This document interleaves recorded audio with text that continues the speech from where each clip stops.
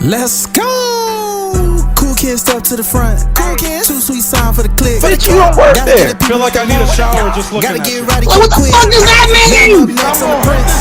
They ain't been the same ever since. What? Living pretty We well cut the head off the ain't You're gonna be single for the rest of your life. Brock Lesnar on the beast. Look at the heat. Sleep flex on Look the at the beat. heat. Whole new swag with a pass on the tag. Coming live from the west to the east. Better recognize on the mouthpiece. See the power level got I get no bitches. Bringing content on the daily. Feeling like GRESH UNLEASHED. Greetings and salutations, ladies and gentlemen, boys and girls, non-binary pals, and everybody in between. Welcome to a special post-show WWE 2023 Royal Rumble post-show. It is your boy, the voice that does the most, the purveyor of mischief, Gresh, joined as always. I was joined by the Queen of Rebels, but this show went kind of long, so we got our special guest here as always, and that is the one and only, the man himself, the man, the myth, the legend, Highlight Real. What's good with you, brother? Hey, what's happening? What's happening, good peoples? We back like another episode of Impact, fully intact. You know what it is. It's your boy Dwayne. What's up, Gresh? Yo, what is happening? What a night! What a night! We're Man. gonna talk about it. What happened to Sammy? Please examine that. We're gonna really talk about it. We're gonna talk about it. And contrary to popular opinion, the man is not buried. There is more to the story. People saying, "Oh, he was buried," this, that, and the third. No, bro. You tell me you don't watch the show without telling me you don't watch the show. Because there was a story that was to be told. Because Sammy was conflicted. Will he choose Kevin Owens or will he choose? Roman Reigns? As a matter of fact, we might as well just punch it to the. We might as well get to the point and just talk about Sammy, the main event. But since that was literally the last thing we talk about. But before we do that, really quick, it is that time again for some house notes, excluding the live show reviews that you're seeing right now. The video format of this show has a new home over at patreon.com/GreshDigital. It will be available for all tiers starting at $1. If you're the person who likes to watch podcasts, that will be your place to go. But as far as everyone in general, the show will be available wherever you listen to your podcast. Now, we got a lot to talk about, ladies and gentlemen. Yo, that main event, we might as well just start backwards because that's how we ended the show. Roman Reigns defended the Undisputed Universal Heavyweight Championship against the prize fighter Kevin Owens. And man, what did you think about the match? I thought it was quicker than expected based off what we got when I think it was about a 30-minute time slot left or something like that. What did it start around like 11:30 just about? Yeah, it was about 11:35 because of that performance. Yeah, so I like the match, of course. They've had better matches together in the past. If you remember some of the feuds Roman and Kevin Owens had in the past, right around the early stages of the Bloodline. But given what we got pretty much from the moment of that ending up until basically what closed out the show after the match, right, that was pretty much more worth it than the actual match itself. That storytelling has been just straight up chef's kiss, and it's still continuing because now I know a lot of people are excited to see what's going to happen on Raw, SmackDown. Yeah. Bro, so for those of you who don't really understand the story, it's basically Sami Zayn has been on this role of acceptance within the Bloodline. He helped them with War Games. He chose the Bloodline over Kevin Owens at War Games. So if you've been watching this since War Games, that has been a continuing conflict because Kevin Owens still considered Sami Zayn his best friend. They basically merged real life. They basically got rid of they basically said since they've been feuding in the past, they let it go. They let God basically. So they was like, okay, Kevin's like, I still consider you a friend. They're using you. He's like, they're using you. And I should know because I've used you in the past. So he's like, I'm telling you, they're using you. And Samuel was like, no, they're not using me. They actually care about me. They love me. They respect me. So basically, for those of you who have missed it, Sami Zayn, every time Kevin Owens was their KO problem, every time he would attack Roman, Sammy would be either late to the party or not there, or he would hesitate. That was Paul Heyman's defense. He keeps hesitating. He's not all in on the bloodline. He's still contemplating. So That's the reason why Sammy wasn't in the men's Royal Rumble match, because Roman said it on the kickoff. If anybody bothered to watch the kickoff, 'cause I know you probably didn't, but if you watched the kickoff, Roman basically said, "Okay, Sammy, you ignore my order to not be on SmackDown after the tribal court. I mean, after the tribal court." And he basically said, and Jey Uso basically said, "I made the call because I made an audible on the field because you were on the plane. I couldn't call you and make a quick play. We got kicked out of the building." And Roman's like, "Oh, okay. So Sammy, you're gonna be at my hip. You know where else? You're gonna be at my hip. You're going out there, twin, stay in the back. You're gonna be at my hip. You're gonna stay right here with me." So basically, that leads us to the main event. Roman Reigns defends the Universal Championship against Kevin Owens with Sami Zayn at his side. Also Paul Heyman, because Paul Heyman is the special counsel. So match aside, the entire conflict is because if you watch the match, it was little conflicts where Sammy was like, "Dang, stay down," because he was literally telling Kevin like, "Stay down, bro. He's going to whoop your ass. He's going to fuck you up. Stay down." He did not want to stay down to save his life. He just kept getting back up, and it was to the point where you started feeling sympathetic towards him a little bit. So it's like, yo, can you please, for the love of God, stay down?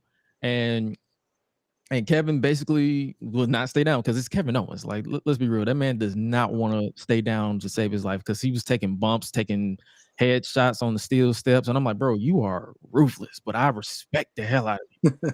So, for those of you who probably would say this was a burial for Kevin Owens, it was not, because Kevin Owens is still the man, even in defeat. So after Roman dispatched of Kevin Owens, Roman was like, so basically the whole entire bloodline came down to celebrate with Sami Zayn and Roman for the win. And Jey was about to because keep in mind, if for those of you who've been following it way before War Games, Jey Uso hated Sami Zayn in the bloodline. Mm-hmm. So to see him flip, and he even defended Sammy to keep him in the bloodline. He was like, "Yo, trust me, he's been taking bullets for us." So he put everything on the line for this man. Mm-hmm. So Jey was ready to put the lay on him and let him like, "Yo, you were part of the bloodline." But Roman was like, "Hold on, one moment. Continue to fight him." And then we just saw Kevin Owens getting his ass whooped, stomped on. Jey was snickering and smiling. He's like, "Oh, we get to fight him some more? Let's get it." So he was fighting him. Jimmy Jey stomping on him. They hit the 1D, and then they set up Solo for that hip attack that he did on Riddle with the chair. So they hit that gimmick, and KO is done. So Roman's kinky ass, for some reason, brought out handcuffs. So, like started embracing his erotic side because he brought out 2 handcuffs, just started twirling it like, "Hey, we about to get crazy." So they handcuffed Kevin Owens to the ropes, and then the Usos literally embraced their inner Young Bucks and started super kicking the hell out of Kevin Owens. It was like kick after kick after kick to the point I was like, bruh, enough. And you started feeling sympathetic towards it. Because it's like, if you're a fan of Kevin Owens, if you're a fan of Sami Zayn, if you're a fan of what they're doing, you're feeling sympathetic. Like, bro, these are ruthless savages. The bloodline is literally embracing their island mentality. They're ruthless savages. They're about to break Kevin Owens down to the point where he's not going to be around for a while. So you do that, and then you got Roman's like, he was about to hit him, and then Sammy was stepped in front of him. So you had that moment like, "Oh, Sammy, what you doing?" So Sammy was like, "It's enough. This is beneath you. You're the tribal chief. This is beneath you." And Roman, his manipulative ass, like he loves gaslighting. So he was like, "Yo, you're right. I don't need to do this. You do it." He handed him the chair. He handed him the chair. Sammy kept hesitating. Then he hesitated. Then he hesitated. Then he hesitated. And then it was like, it got to the point where you was like, he started thinking like, am I going to save my best friend, or am I going to attack brutally, add to the attack? The next thing you know, you look, Roman still teasing, and then he looking at Paul like, why is he still hesitating? Why is he still hesitating? Then he looked at him, and then Sammy made his choice. Pow! He made his decision. He chose his best friend over the bloodline. And to tell you the emotion that I felt from Jey Uso, he was hurt. That man was broken. He's like, I put my life, I put everything on the line for you. I vouch for you. Everybody else was ready for you to turn away, to get you cast out, but you attacked. You attacked my cousin, the head of the table, the provider. So it all leads back to Jay understanding the chain of commands, and he was just conflicted. So Sami Zayn made the choice to not to be sympathetic because he finally saw what Kevin Owens was saying. You're using me. You're abusing me. You're mentally gaslighting me for your own gain, and he had enough. So Sami Zayn made that choice. He made the choice to side with Kevin Owens, and you got the ruthless assault on Sami Zayn to close the show, to the point where they ripped off the Honorary Uce t-shirt. And contrary to some people's opinions, because everybody had their opinion, there's no insults going back and forth. Some people say he was buried. Some people say, what do you expect this man to do with a steel chair? This man got lit up by a steel chair. We're not going to. It's like you expect him to no sell a steel chair. Kevin Owens is handcuffed, so he ain't had no backup. Sami Zayn got lit up with a steel chair by Roman. Then he got attacked with the Samoan spike, got super kicked to hell by Jimmy Uso.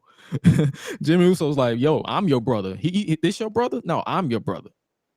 Because if you pay attention to the tribal court, Jay, his defense was, I love you like a brother. Because it went from Jay hating this man's guts to turning around and loving him like a brother. So now the conflicting story is, where does Jey Uso stand? Because he walked away during the assault on Sami Zayn because he was hurt. He was heartbroken. This man literally made the decision and he attacked the head of the table. So now Roman is without his right-hand man. Sami is on the outs. So that and this is where I'm about to get that question we're gonna get to when we talk about the men's Royal Rumble match and the winner, because now I'm more intrigued to see this story than the other story. What were your thoughts on this ending that we had, this ending sequence? So my brain was going completely different in a sense of what I got from it. Although I do agree, because again, if you follow the story, everything that you said was right, pretty much on the nail, and I 100% agree with it. I'm gonna start with the Kevin Owens side of things first, because when you mentioned how a lot of people were like, yo, like, why is Kevin Owens getting beat down like this? I'm gonna make a certain flashback to a Royal Rumble going back to 1999, I believe that was, and there was an I Quit match with a guy named The Rock and Mankind. Oh yeah. And if I'm not mistaken, a lot of what you saw tonight was very, very similar to what you saw that very night. Less headshots though. Less headshots, of course. Different time period. But you get what I mean. A guy who never says die, never quits, never actually officially did ever say I quit, as a matter of fact, given we know that voice automated, I quit, all that, right? So the handcuff spot reminded me a lot of what The Rock did to Mankind in a similar fashion with the handcuff spot as well, except just, more so tied behind the back and all versus to the ropes. But I felt like that was a nice little insult to injury in a sense. To those of you out there who are like, man, we didn't get The Rock. I wouldn't rule that out just yet, because I don't know. Sometimes Roman be doing some things where it make you wonder, are you trying to tell me something without trying to tell me something wrong? Honestly, or are you just doing that out of convenience? Honestly, this is really a setup for Montreal, because if you keep in mind, it is. For sure. The Elimination Chamber is in Montreal, Quebec, who just so happens to be Sami Zayn's hometown. Exactly. There's your match. Exactly. So this is basically setting up that big show. For sure. And I mean, who's to say? We don't really know if we want to buy anything we're hearing about The Rock for sure. To be honest with you, if he comes, cool. If he doesn't, cool. Cool. And the reason why I say that, the reason why, like, I put out a tweet, if you follow me on Twitter at Josh Gresham RG, I literally put out, I was like, if Rock doesn't show up, I'm not losing sleep.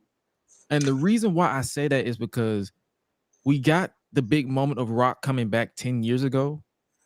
I'm fine. I'm cool with that. If he comes back for this, if he come back to solidify this, or if he comes back at WrestleMania, look, if he comes back at WrestleMania and sets up a match for next year like he did with John Cena, we can go on a full year with Roman without the titles going crazy and Rock coming back to set everybody straight. You literally can go that way because let's be real, Rock and Roman does not need titles. You just got to be patient. Agreed.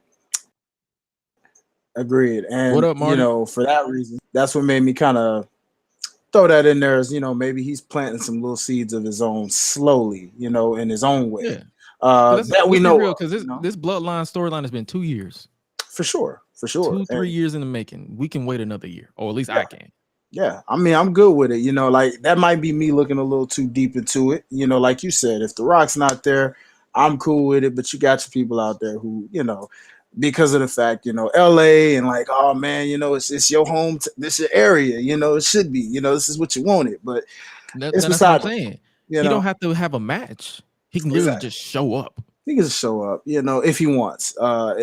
Either way, we'll see how that, you know, both of them, to me, it seems like both of them tease in their own little ways as of late, you know, if in subtle ways. But going back to Sami's side of things, though, honestly, in seeing that, it really reminded me with Jay.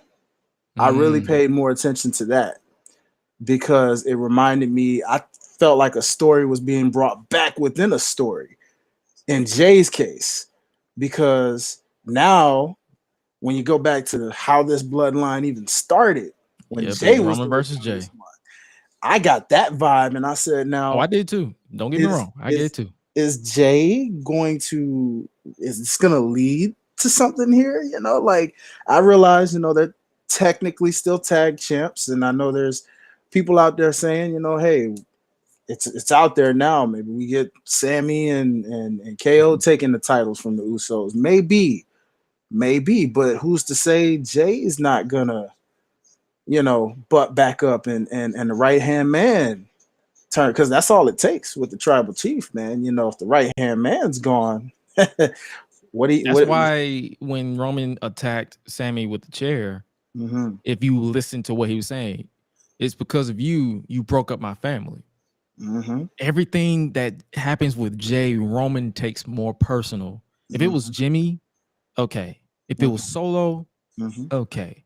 But Jay, Jay is the right hand man for reasons because they are neck and neck. They are bonded. It's like you know how you be like you have your favorite twin. Jay is Roman's favorite twin. Legit.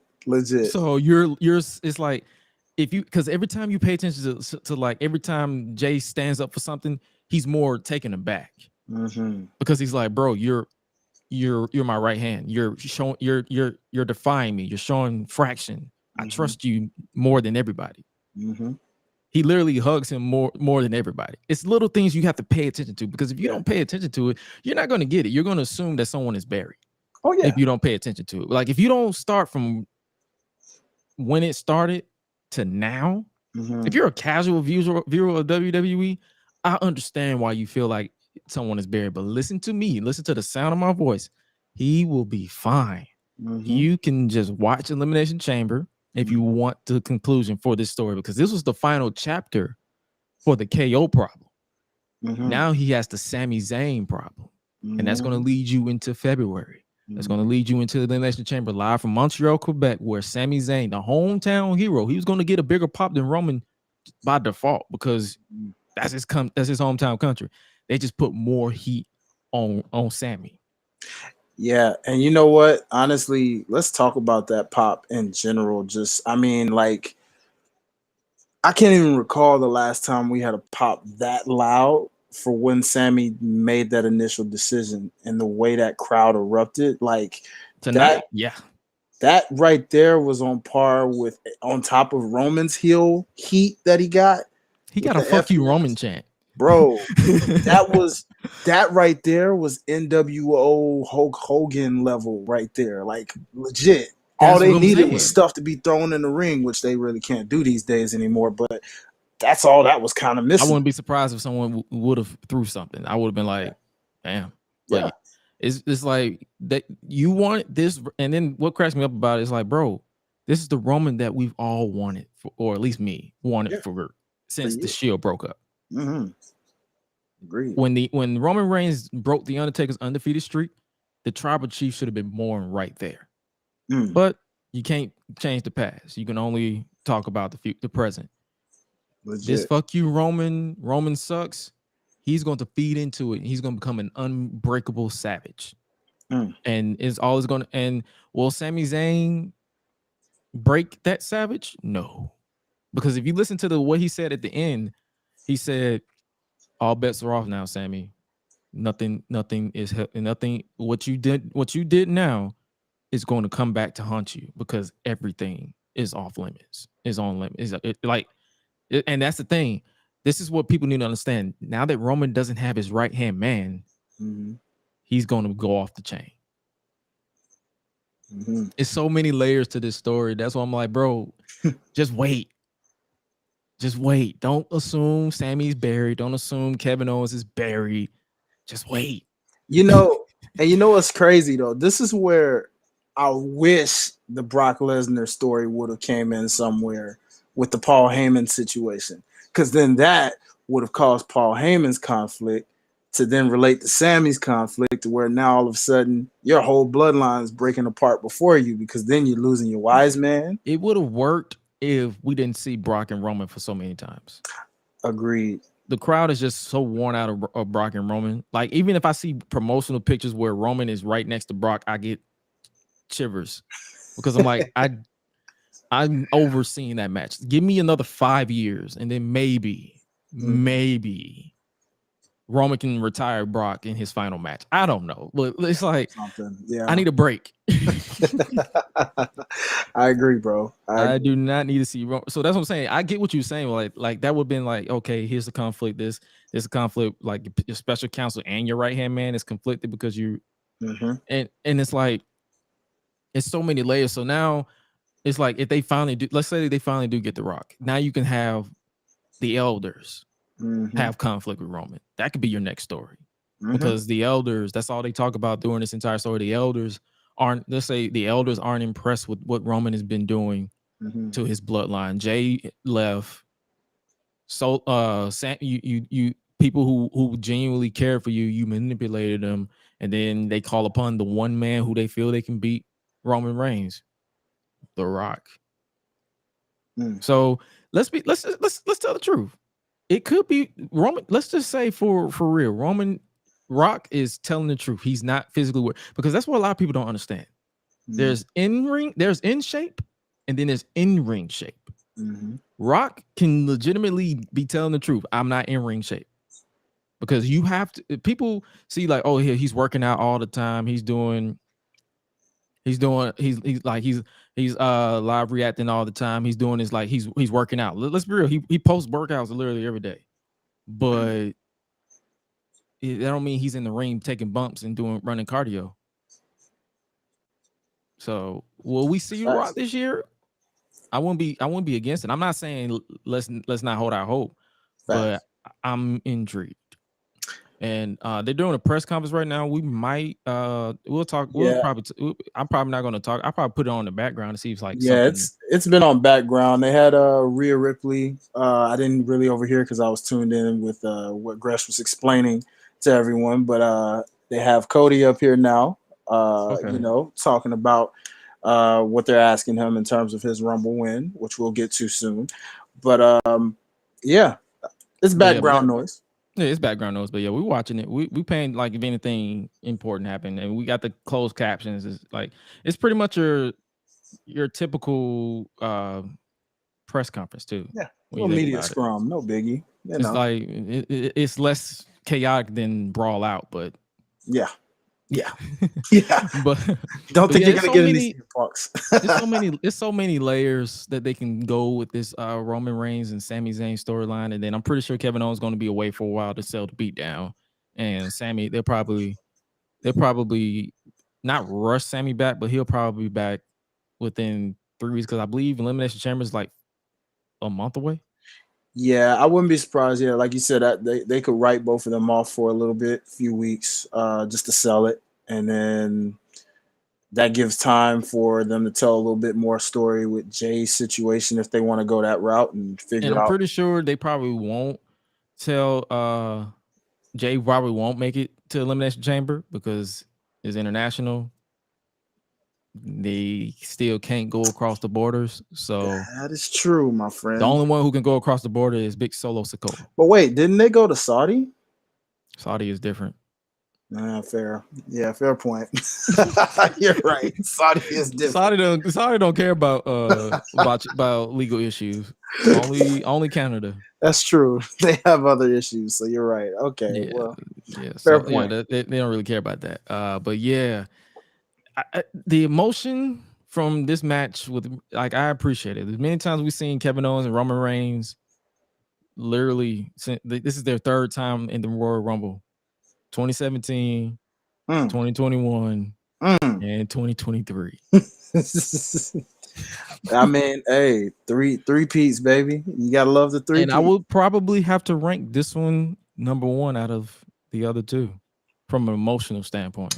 From an emotional standpoint, yeah. I mean, the story you got it's let's just call it what it is. I mean, this is what happens when Vince has booked the previous two meetings, and then you have Triple H. So don't get me wrong, the 2021 was pretty good too. It was just that ending with the last man standing where they kind of struggle with the handcuffs. Because handcuffs again, they this obsession with handcuffs. They have this weird obsession with handcuffs.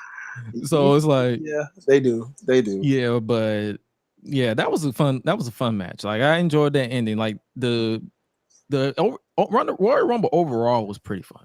It wasn't. Yeah. It had its moment. It had its dull moments. Don't get me wrong. We're gonna get to them. But if I had to rank this compared to last year's Rumble, this was way better. Way better. By a mile, 10 miles at least. All right. So speaking of miles, we might as well go ahead and talk about not talk about the ramp, but we're gonna talk about the men's Royal Rumble match because Cody Rhodes is, spoiler alert, is your winner. He survived the first ever 29-man Royal Rumble match because Rey Mysterio was taken out and they didn't bother replacing his number. So Cody, yeah, odd numbers. Interesting. What did you think about this match? What was your bright spots? Like, just shoot me some bright spots that you think about. Okay, so I will be honest, y'all. I was actually in the middle of some things. I was selling a car to an individual, so like right around that time, I didn't get to catch the first part of it. I got to right about when it got to when Brock entered into it. So I will go back and rewatch this Rumble right after the podcast to give like a better full reaction. But from what I can say off what I saw, my key points that stood out. One, the spot with Gunther and Brock Lesnar face to face. Now give me that. And but if you missed you say you missed the beginning. We started off with a rematch of your match of the year, which was Gunther versus Sheamus. Oh, really? It was big meaty men smacking meat. See, yeah, I did hear that Gunther was number one, so I definitely want to go back. I was shocked because I thought Cody was going to be number one because the way they was building him up to be this Iron Man, pun intended. I thought he was like, okay, I'll be number one and then go all the way through. That's fair. But they saved him to the end, so it was Gunther and Sheamus, and the pop that Sheamus got when his music started playing was immaculate. Like, I can't wait to see that reaction. Gunther came out, they got pop, but then it was like as soon as you heard, you heard, whoa, because they already knew what was about to happen. They knew it was about to be another repeat. Let's go, right? It was insanity. I appreciate that attention to detail because it's like they need to have that match. Oh, for sure. One more time. WrestleMania is fitting. It has to be Mania if you're gonna do it one final time. If you're gonna do one more match, make it Mania, put the title on the line, and let them go at it, point blank. But we'll see what they do. We'll see what the plans are. We can talk about before the match started. We got a nice pop from because Pat McAfee is back on commentary. So. And I did peep that when I heard his voice, and I was like, "Wait, I'm hearing Pat McAfee," which is right on time. College football is over. I did enjoy his Georgia and TCU line that he made. I was like, "Well, that's fitting." That was a beatdown. I don't even watch college football, and I don't either. I saw that score. I said, "What?" I was like, "Is that legal?" That was see, look, I'm finna tell y'all a story about my local school, Mays High School. They have this rivalry with a local school, Douglas County High School. And one time they faced off against Douglas County High School, and it was Mays High like 20, 30 something, and Doug had like 7. And I said, bro, y'all should have stayed y'all asses home. And it's the same scenario right here. Stay y'all asses home. I was like, oh my God. I couldn't even believe that was a championship game. I said, well, that was a one-sided. That was basically Brock Lesnar versus John Cena from SummerSlam 2014. That was a one-sided ass whooping. Oh, no. Even better. That was Brock Lesnar versus Kofi Kingston, unfortunately. I know.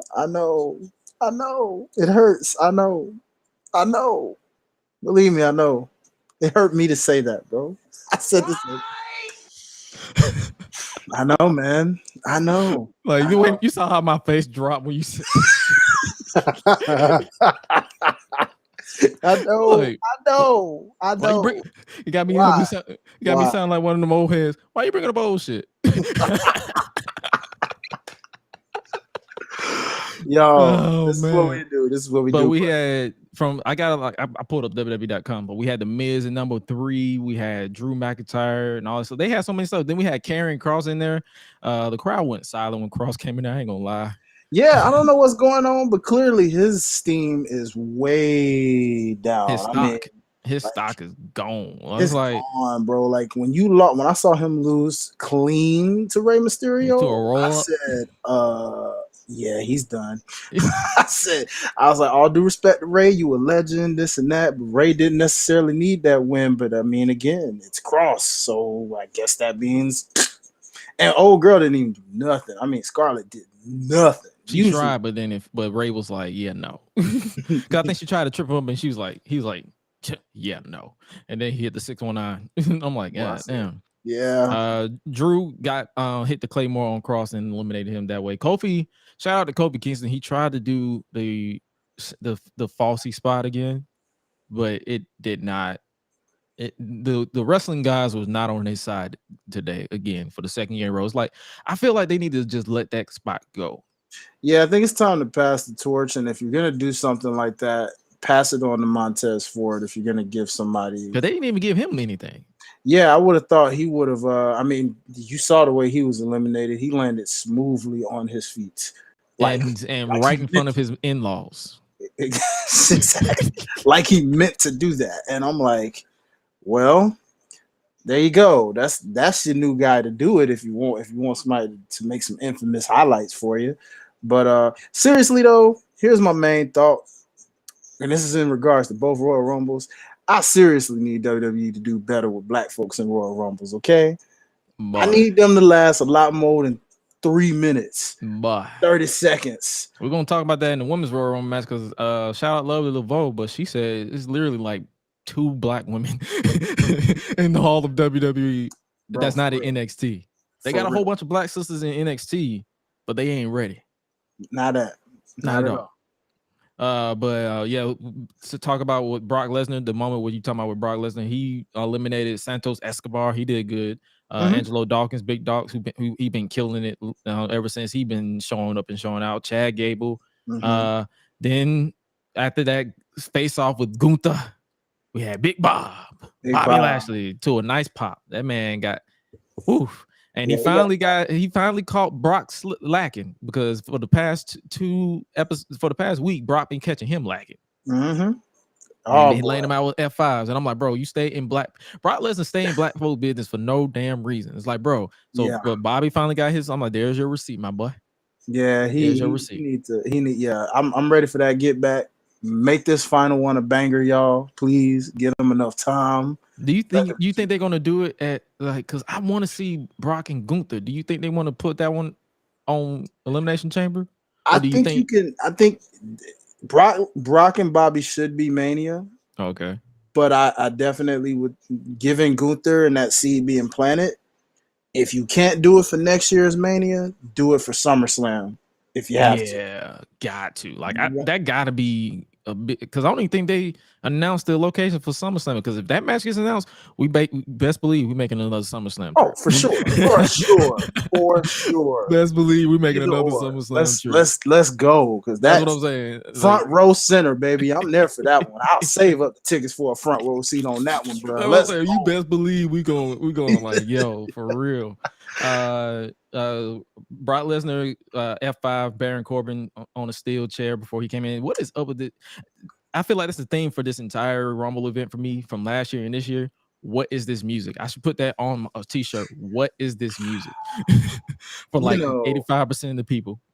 Yeah, nah, bro. Yeah, this music, oh God, is it trash? Like, I give them props for the fact that they trying to do all right with some of these folks that they remix. Mm-hmm. Like, Charlotte, Rhea Ripley Asuka. is cool. Mhm. Charlotte, Asuka, Yeah, Finn Balor. I had to listen to it more than once to kind of get what they was going for, but that's a vibe. Rebel Heart, throw that shit in the trash.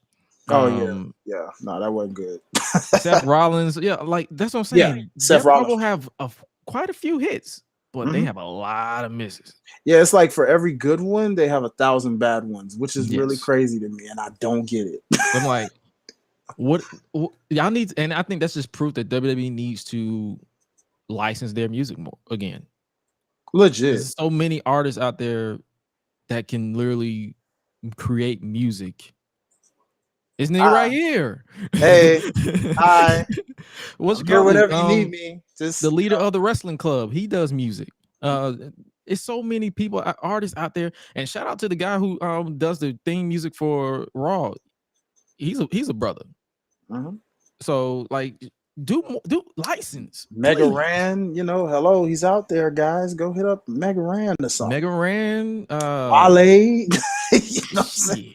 What the freak, And shout out to the crowd for popping for New Day, but I feel bad for them because they was popping because they thought it was Big E. Yeah, they did. But then they got to understand, the real ones know that if you don't hear, well, you want to go big, then say that, then it's not Big E. Yeah, even though I mean, I would assume that when he does come back, it probably will be the New Day theme. Believe it or not, they probably won't. I think they still want to keep him. They still Woods want to keep him separate. Woods hasn't had his song since the whole King Woods thing. Well, keep in mind they're still a tag team, Kofi and Woods, because they're the NXT tag team champions. That's fair. That's fair. So, and I'm pretty sure the way that people are anticipating Big E coming back, they not finna put him back in no tag team. They're gonna try to right that wrong that they did afterwards. Because nah, they got to. And Triple H knows that. What I'm gonna need them to do is I'm gonna need them to convince Brock to take the L for payback for day one. I'm gonna need them to, it's so much stuff that they get the rights they got it wrong for Big E. Oh yeah, no doubt. And this for the record, I will say this Rumble by far has had your boy on a hot streak in terms of predictions.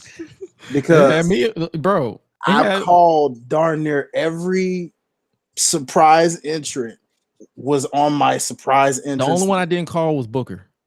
I called Booker. I literally had I had Booker, but I had King Booker. But Booker is Booker. I had King Booker. I didn't think it was going to be that Booker. I thought it was going to be King Booker we were going to get, but I'll take it. I called it, and I was right. I was like, oh, my goodness. He actually came. I said, wow. So we had a few people, Seth Rollins, Baron Corbin, all these people. Then we were supposed to have some Rey Mysterio, but he never showed up. He was at number 17. And then out came Dominic Mysterio, and he had his mask on. He had the father's mask on. And when I tell you I popped, I loved it. I loved it, bro. I love the hell, like, bro. Y'all see the swag. I'm on my Dom Now- today, boy. I'm I'm like, like, now this is who Dominic Mysterio should be. yeah, he's getting better and better every week with this character, man. I am one of those people who say I will eat my words, because if you listen to the podcast last season and this season, you know I was hard on Dominic. So I'm like, he sucks, he's this, he's that. But yo, ever since the brother got arrested and they actually found his groove, yo, He been killing it, though. He's been killing So much it. so that one of his 7 godfathers even had to prop him and say, "Yo, did you do this on purpose, NWO style?" Like, no. He had the wet hair Eddie style, like he was paying tribute to everybody. Yeah, I'm like, okay. I ain't gonna lie, when he had the mask on, he did look like a tall Ray. He So did. so he looked like his father. It's true. That's true. But this is what I'm talking about. Obviously, we had Finn and all this, so we had the entire Judgment Day. We obviously had Booker T, had Montez Ford getting eliminated, and then we had the return of Logan. Well, before that, we had the return of Logan Paul, but we had the return of Edge, old man Edge. We had that man back. So shout out to Edge for still rocking the short haircut. Because for those of you who want to see long hair Edge back, yeah, that's not happening. Yeah, I don't think you're getting that anymore, guys. Yeah. So Edge came back. Obviously, he's going to continue his centuries-long feud with Judgment Day, because I'm like, oh my god. What? But wait. No. That was a long feud, but the last time we saw that feud, we just talked about good storytelling. Let's not act like what we got last time. I'm not gonna shit on it completely. I'm just saying. Yeah, because I'm ready. I was hoping Judgment Day would feud with somebody else. Yeah, because even though that was technically last year, that's right on par just about what we got. I see them peaking this at. They're gonna peak this in Montreal. Montreal, okay. I feel like they're going to stack the hell out of Elimination Chamber. That's what I'm saying. I'm like, everything. It's like, I understand people saying, oh, WrestleMania, they got 2 nights to fill WrestleMania. We'll get there, but you still got this sold out show, because I think Montreal sold out too. So I wouldn't be surprised. Yeah, you know, so that's sold out. So it's like, you got to make it a packed show, but also remember, you know how Triple H books though. Oh yeah, he only gonna give about 5 or 6 matches on the card. So I mean, he's in his takeover bag. And I understand why he's doing that, because WrestleMania is 2 nights. So he's like, yo, we're gonna. And Elimination Chamber is gonna probably take up 2 of those. So really, that's more like maybe 4. Well, that's it. I think they're probably gonna. I think he's adamant on being less is more. So I won't be surprised if he does just 1 match. Like 1 Elimination Chamber match. And you don't think he'll do 1 for the ladies? Because I was thinking that like might be I'm saying that might be the ladies. I would hope so, because they need it more than the fellas do, I'd say. But I mean, because Roman's probably going to get Sammy, so that's what I'm saying. You got Roman versus Sammy. You got the Women's Elimination Chamber match, because I'm pretty sure Rhea is going to pick Bianca, because that's the spoiler alert. Rhea won.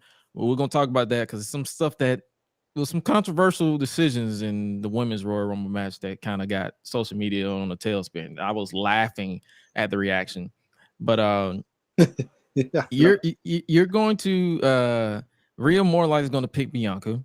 That's going to leave SmackDown, because SmackDown needs all the help they can get. That they do. Although we'll get to that, but Liv is steadily letting them know she is not forgotten. Oh yeah, that was a great showing today, and she's an MVP for sure. So shout out to Liv, but they definitely need more for sure to be on a Charlotte level. Liv is getting there, but if you take Liv away, nobody. So it's like, yeah, they need to step it up, bro. They need to step it up. So after Logan Paul is back as well. He was the final surprise. What you think about Logan Paul in this? Are you indifferent like I am, or are you kind of like cool? I didn't think he was necessarily needed for the Rumble, even though I remember hearing that they were gonna set him up for a key feud through the Rumble. I didn't think you needed to necessarily do that to do it, but you know, I mean, I don't know who that would have taken away from anyway, because it was an action-packed Rumble for the men. So I mean, it didn't The really only thing take that away. was left was probably someone from NXT. Yeah, like I heard people crying for Carmelo, you know, saying like, "Hey, man," I think mainly because I put out a tweet earlier. I was like, they need to recreate the Undertaker and Maven spot with somebody from NXT, and people was like, Carmelo Hayes, or Braun Breaker to Lesnar, and I'm like, okay, I can see the vision. Or someone even put Grayson Waller, and so I'm like, I even see the vision with Grayson Waller because it's like it gives more eyes on NXT. It wasn't, and I was like, never mind.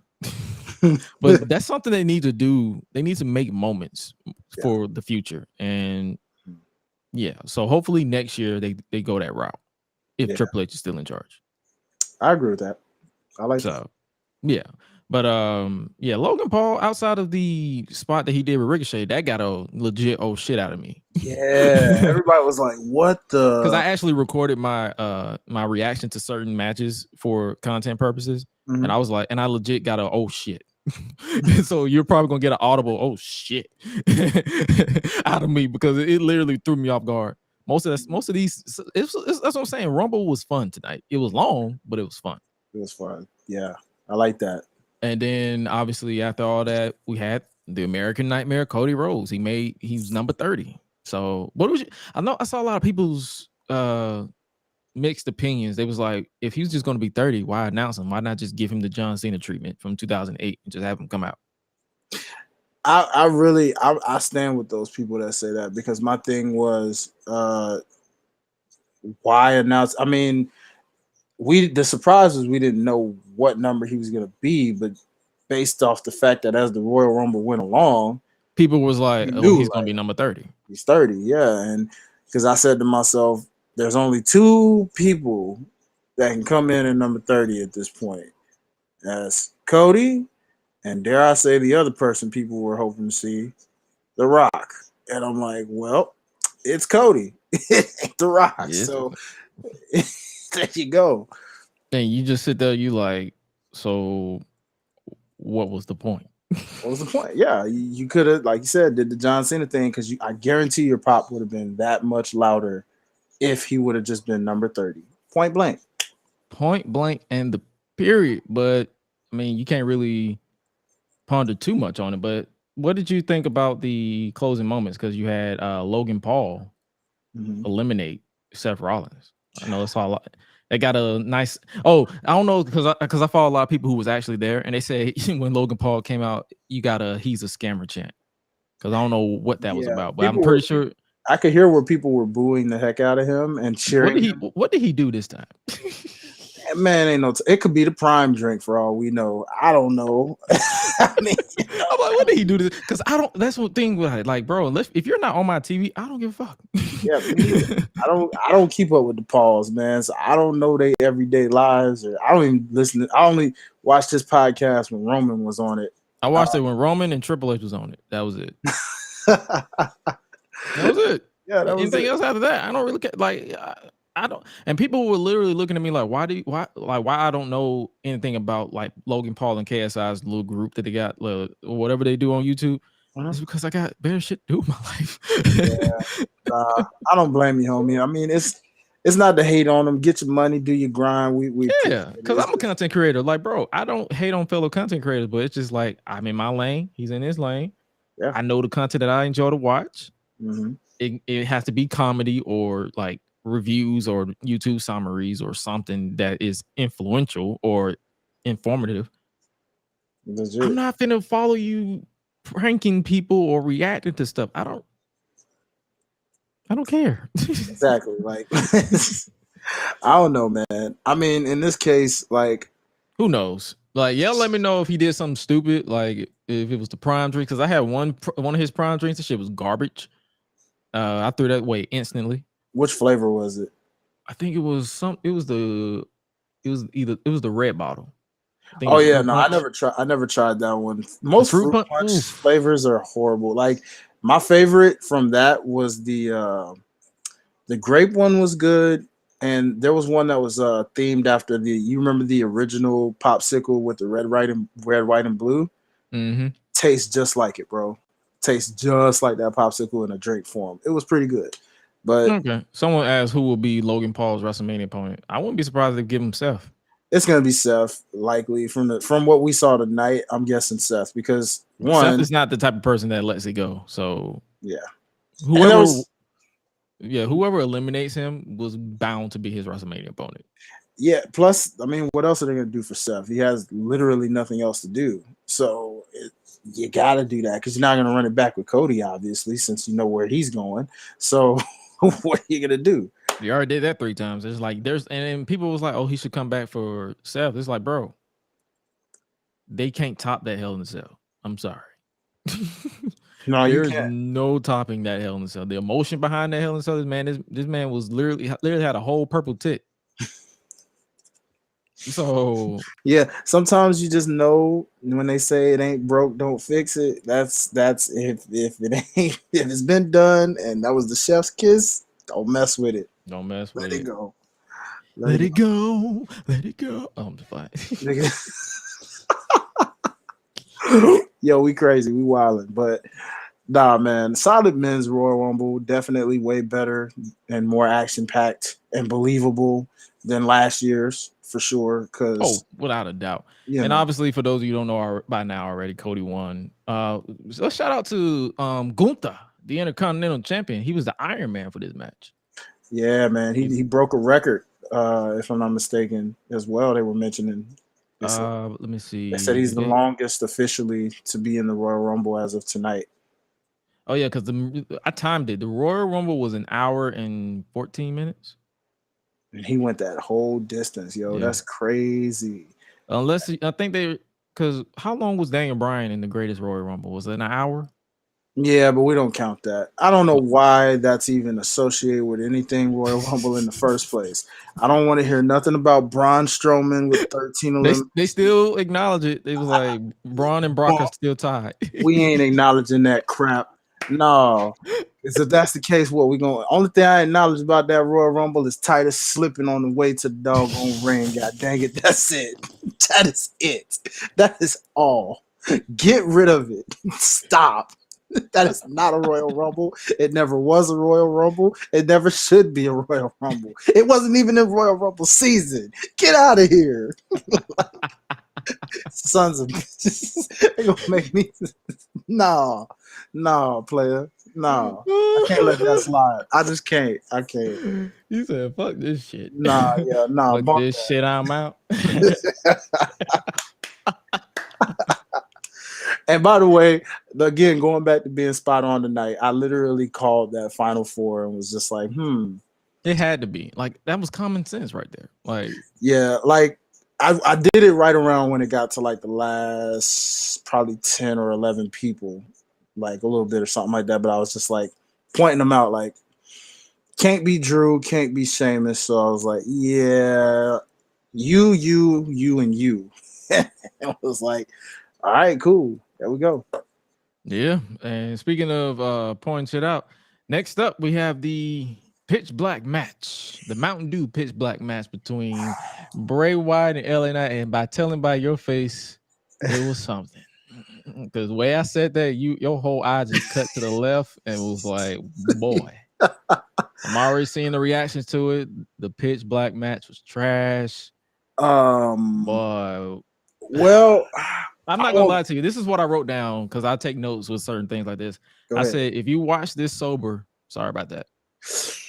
Well, I'm definitely one of those people, unfortunately, because they know I don't do those substances. But still, I'm about to say, I'm probably during this match, I probably should have handed you an edible. I ain't gonna lie to you.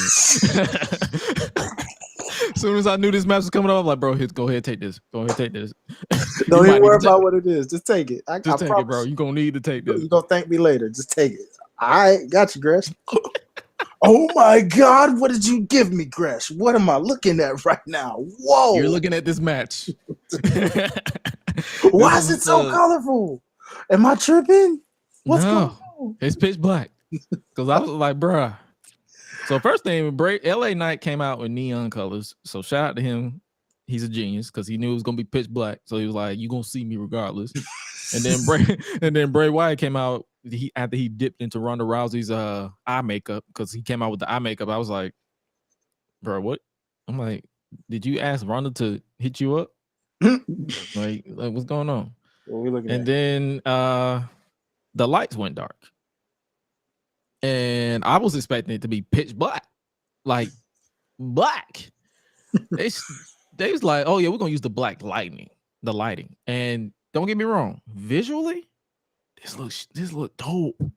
Like I was enjoying the hell out of this visually. The match wasn't shit. The match itself was not it. And the streak strikes. And give me your unfiltered opinion on this match, like, and your thoughts on whatever story they're trying to tell with Bray Wyatt. I want your honest opinion because I've been enjoying it personally because I don't take wrestling that serious like most. But I want your honest opinion. So if I'm keeping it 100, like you, visually, cool concept. I kept trying to figure out in my mind how they were going to do this. I thought it was going to be cinematic based off what they were going to do here. But, I'm like, that's the only thing you can do for something that labeled pitch black. But then seeing this, it's like, oh, okay. The rave effect, if you will. Sure. All right. There was no zombies, so I ain't complaining. Hallelujah. But yeah, the match was average at best. I mean, it was a TV match. Yeah, like in the case because of, if you pay attention to our if you ever catch us on our retro reviews, we have this slogan where we're like, it's a TV match, and it's basically like nothing special, and that literally was what this is. It's a TV match. Yeah, I will say, Knight looks like a star coming out of this. Of course, his without a doubt, is still rising, and I'm happy for him. I'm proud of him for that. In Bray's case, I'm still wondering what's going on with the story. I'm wondering when it's going to finally come together, but I admire him for his creativity. I trust They're starting to lose people. I'm going to be real with you. They're starting to lose people. I believe it, but I trust. And the reason why I say that, because they're taking too long to get to the next point. Yeah, they are. Like, we know the Fiend's dead. You've said it literally in the recent interview. We get that.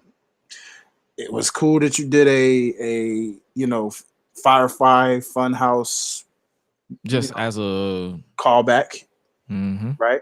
It's cool that even though it was LA Knight, it's cool that we got the Eater of Worlds flower Bray for a second, Hawaiian t-shirt Bray, even though he also admitted that that's not the same without Brody being around. So it's not going to be that Bray, it's not going to be Fiend Bray. So what Bray are we getting? I'm trying to understand this Bray. We're getting rave Bray.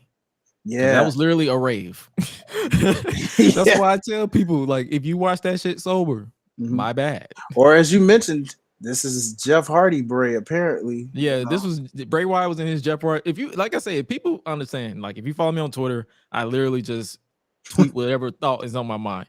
And I was like, bro, this man is in his Jeff Hardy 2002 era. Because remember when Jeff Hardy used to come out with all that paint running down his face, and then when he would do this, he would rub his face down, and you put more face paint on top of the paint. That literally was whatever this was. No, all you was missing was yeah. Like, if you put the Jeff Hardy, the Reloaded theme over this, it would be just a Jeff Hardy match. Modest to the top. Modest at the top. Because that was Ray Jeff Hardy too. Straight to the top, we keep getting up. Start sharp for why the should give up. But it's still not, but it's okay. See, and it's just, yeah. So, ladies and gentlemen, that's our way of basically saying, I mean, was what it was. Unfortunately, the streak for Bray continues where I'm just going to flat out say it.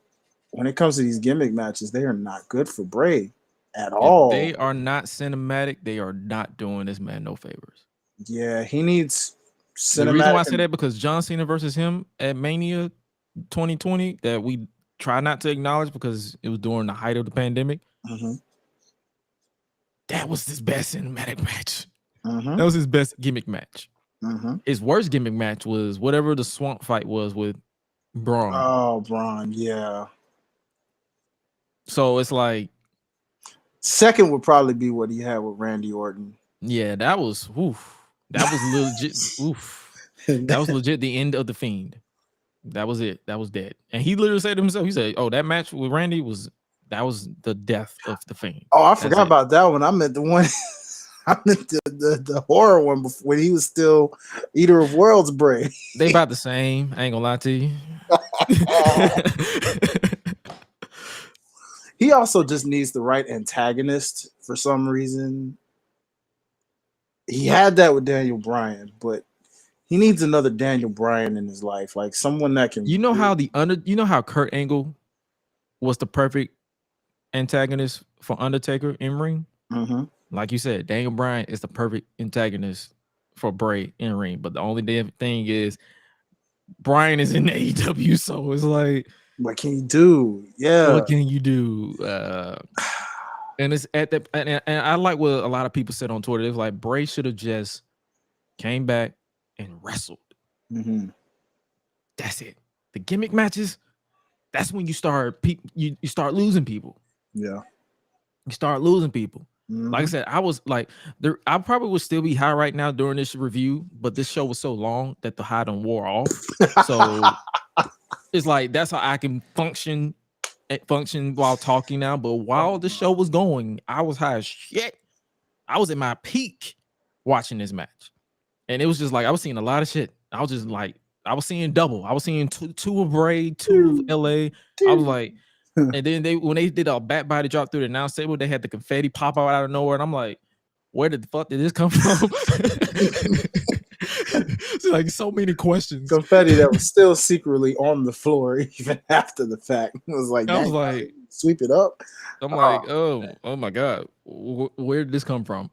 And you know, Corey actually Graves even said that too. So he must have reenacted whatever your mom was thinking, because he's like, he said, what is this? I was like, brother, we trying to find out ourselves. We don't. And then I like what someone said on Twitter. They said, bro, I'm gonna need them to start letting the commentators in on whatever Bray is trying to tell, because they can't be confused as we are. Because if you're confused and I'm confused, this is a whole match of confusion. We're just a confused situation. And that's not good. Not good for when it comes to wrestling. No. At least if this was a TV show like The Last of Us or House of the Dragon, maybe. This is wrestling. Yeah. There's only so much confusion you can do before you lose people altogether. And Bray is on that at that point. And as much as I'm enjoying the ride, like, don't get me wrong, I'm a hardcore Bray fan, but I got to tell you the truth. They need to get to the point real quick. Like, as of this Friday. Please do. And whatever this, and that's a perfect segue into the championship match as well. Because whatever the heck. Because Bianca Belair retained her Raw Women's Championship against the woman who says she's in control. Didn't she say that during the entire? I'm in control now, not Uncle Howdy, not Bray. I'm in control. Well, you're in control of giving us an average match at best against Bianca Belair, and that's no fault of Bianca. Nope. And I'm gonna tell you the truth. People can hate me for saying that. People can say I'm shitting on Alexa Bliss. I'm telling you the truth. One, I saw this match on Raw. It was literally the exact same match they had on Raw 2-3 weeks ago. And they have no chemistry. None. And to keep it 100, Alexa just ain't been the same since. She has not been the same. Y'all.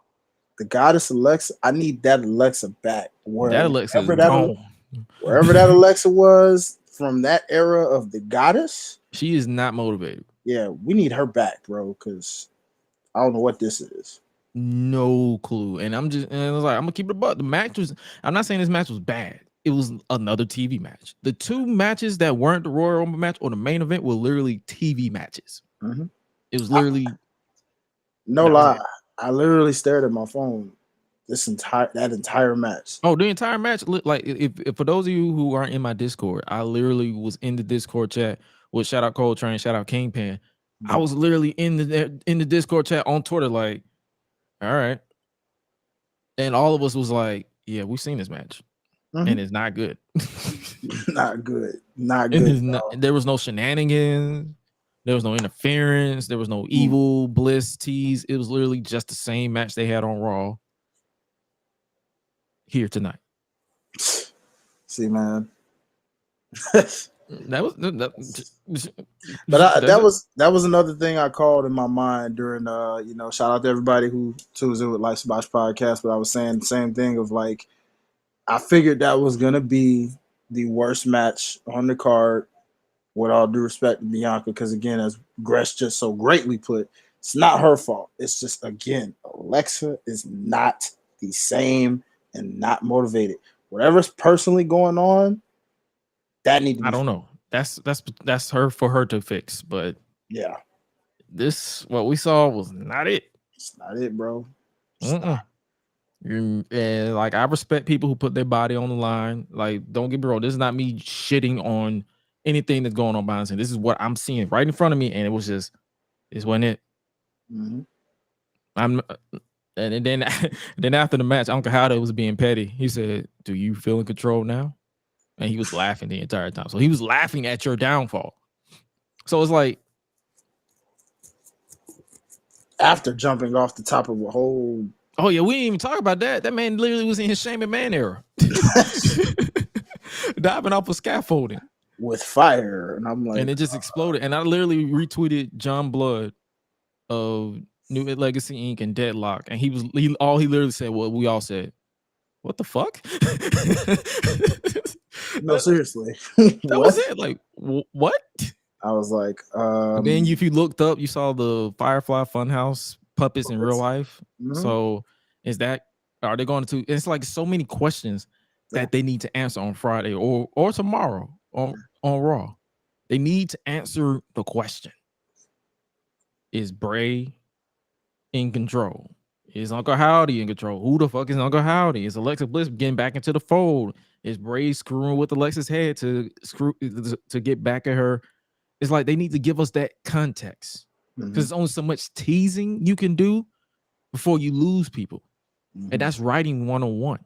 Yeah. This is coming from somebody who's written scripts, who's written shorts, who's written plays, who's been in plays, and every director I've worked with or come across with or producer or whatever tell me, if you want to keep your audience, you have to give them legit context. Not only that makes sense, but it has to work. And so far it's not working. If I'm sober, because I'm sobered up a little bit. That match wasn't that good between both of them. It was literally just a waste of time. Because there was no final climax of the context. It was literally they just added more questions than answers. What is Uncle Howdy's point with Alexa Bliss? What is Uncle Howdy and Bray on the same page again? Has Bray finally let Uncle Howdy in? So many questions that I feel should have been answered tonight. That should have been answered. But you left us with more questions, and you're probably gonna get a few casuals, yeah, of course. But as a hardcore, we're probably gonna start tapping out soon. I'm still giving hope because I'm a fan of Bray Wyatt. I will die on that hill, because I will die on the hill that he should have beat Undertaker in 2015. But you're gonna get to that point, or you're gonna start asking, as a creative myself, who I will hold you to the same standards as I hold Game of Thrones, Last of Us, House of the Dragon, Velma, because people shit on Velma. If you don't have, I will hold you to the same regard. Get to the point.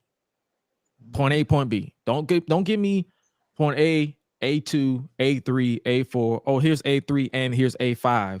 And then here's A6. Then here's A7. No, go A to B. We need to get there, because you're going to start losing people.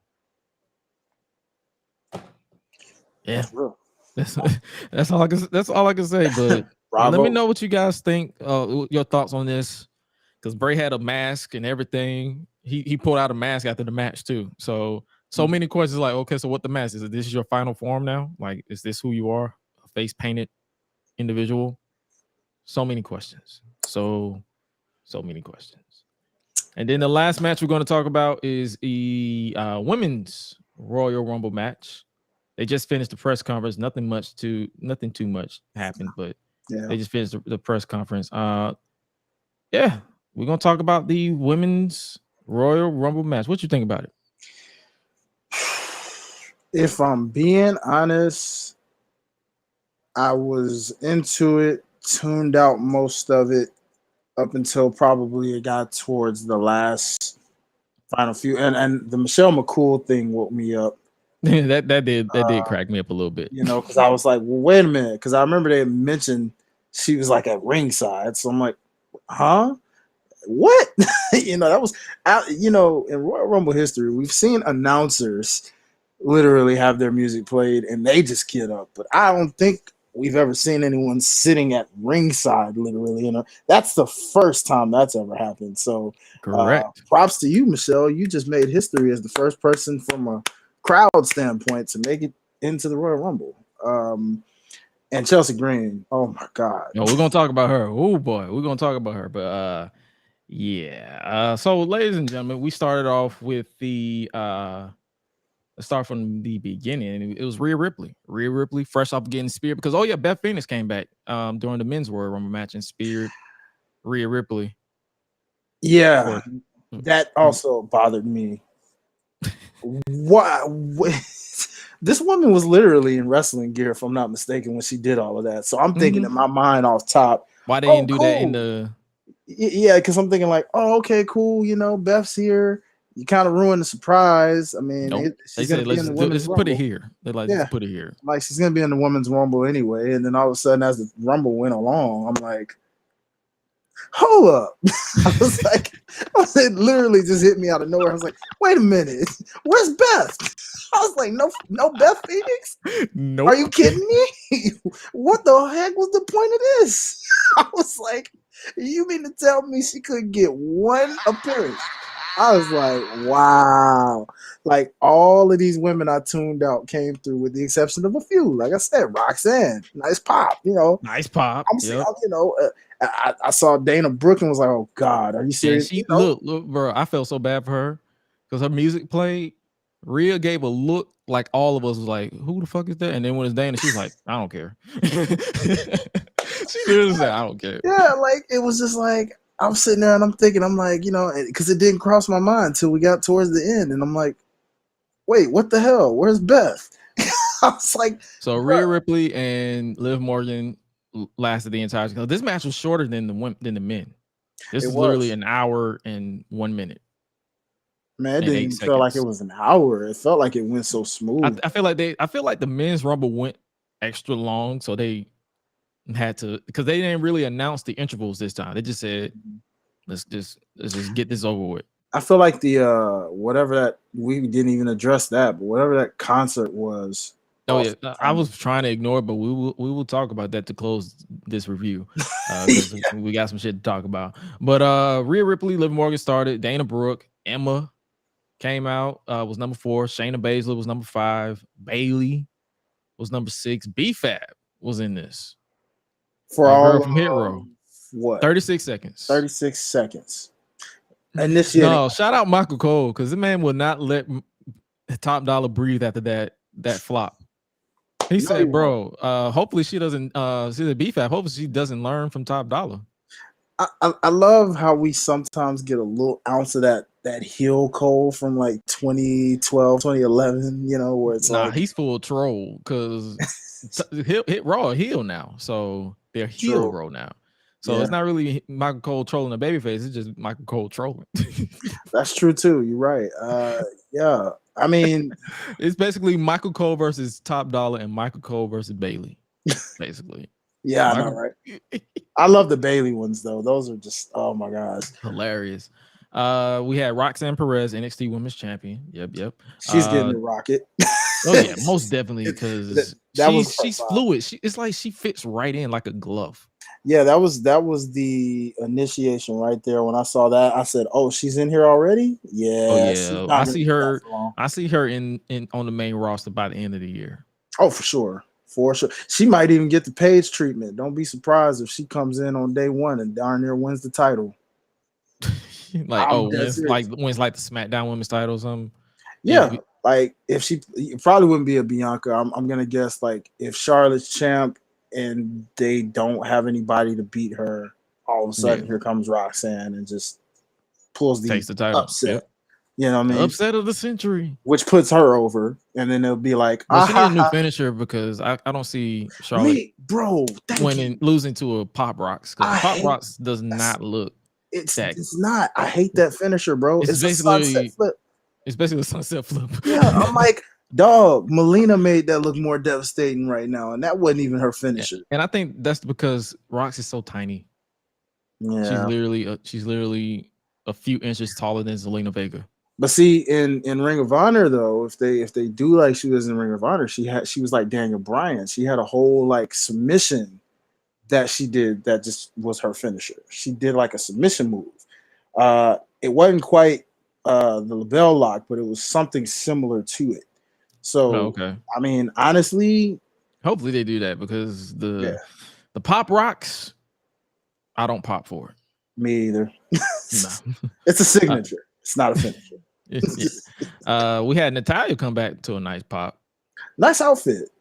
I was digging it. I was digging the vibes to it. Yeah. Candice LeRae, Zoe Stark from NXT made her way up there. Xia Li.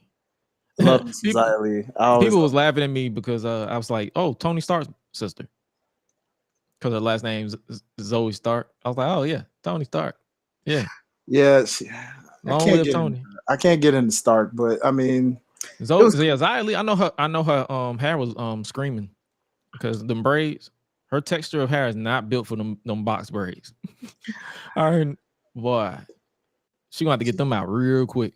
She's been rocking those for a minute though. I know. I'm just saying. Yeah. After they can only go for so long, put it that way. Fair point. Yeah. We had Becky Lynch came out to a nice pop, and when I say a pop, it's because they recognize her freaking theme song. Yeah, I was about to say she had the biggest pop. Because as soon as you hear boom, oh, you know who it is. I'm surprised her theme hasn't been remixed because isn't she one of the soulful now? She's too big. But like literally out of all, she's one of those. She's basically in the same camp as the Usos. You can't change their thing. But like they just changed Charlotte's, and they just changed. Who else did we just say they just changed? Asuka's now. So that they're no longer a part of that, which means CFOs only has a few left now. They only have 3. Yeah, 4. That's 4. They have Becky, Street Profits, and the Usos, and Bianca's. So that's it. Wow, it's only a matter of time. Oh, it's only a matter of time. I'm pretty sure they're working on it right now. they're gonna remix all 4 of those, and before you know it, there will be no inch of CFOs left. That's the sad part. You can only hope and pray that when they remix the Street Profits theme and Becky's theme and all these folks, because if Charlotte's theme gets remixed, Becky's definitely going. They'll still have that. Oh, watch. They're gonna have that. Probably a more little bop to it. Oh my God! Someone take their Fruit Loops away, please. We had Tegan Knox come out. Asuka, Piper Niven is back as Piper Niven. She's no longer Dewdrop, even though the commentary kept making Dewdrop references. Hold up. We can't just glance over Asuka like that, though. No, because she's not there yet.